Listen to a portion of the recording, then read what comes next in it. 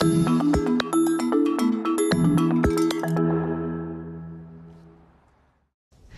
post-task or post-reading phase is generally seen as a suitable phase to engage learners in language-focused activities. As I mentioned earlier, focusing on language form at this stage has the advantage that there is no longer the risk that the integrity of the task gets compromised by drawing the learner's attention away from meaning. Language-focused activities can take a large variety of forms, from controlled, filling grammar exercises to consciousness-raising tasks which involve learners in inducing facts about the target language.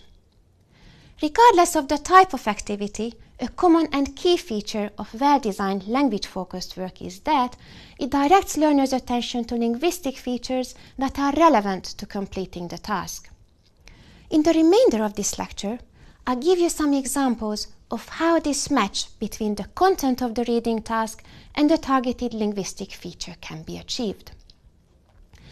Amos has already introduced jigsaw reading tasks. As you may recall, in jigsaw reading tasks, learners work in groups or pairs, and each learner is asked to read a different text or a different part of a text. Then, in order to complete the task, learners need to exchange information.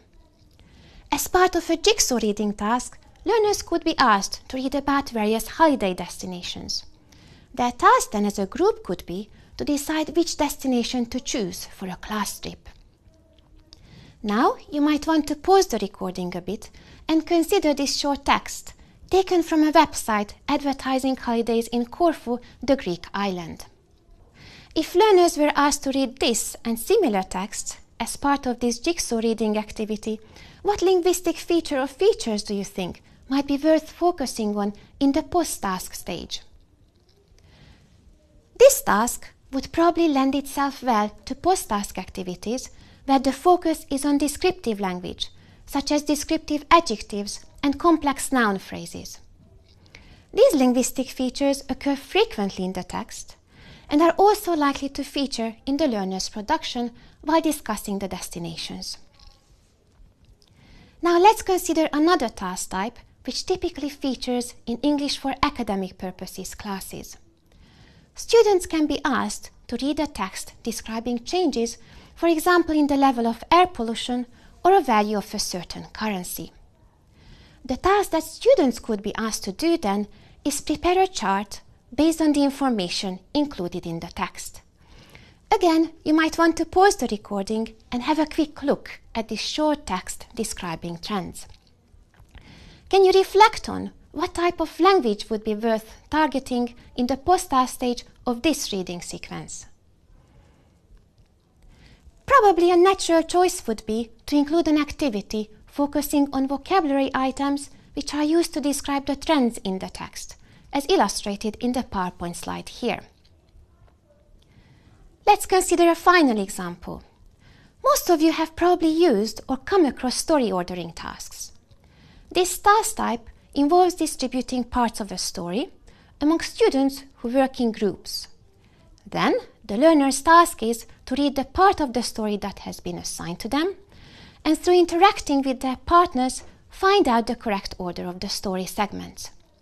For this task type, what do you think would constitute a natural linguistic target in the post-task stage? If you wish, again, you might want to pause the recording and consider this short story to get you thinking. I'm sure many of you thought of the use of temporal connectives, such as first, then, next, and finally. The use of past tense marking is probably also among the linguistic items you came up with. Indeed, these seem like natural choices. To sum up, the post-task stage lends itself well to language-focused work, and it's best to target linguistic features that are relevant to successful task completion. I would like to end this lecture by emphasizing, however, it's not a must at all to include a language-focused post-task activity into a task-based sequence.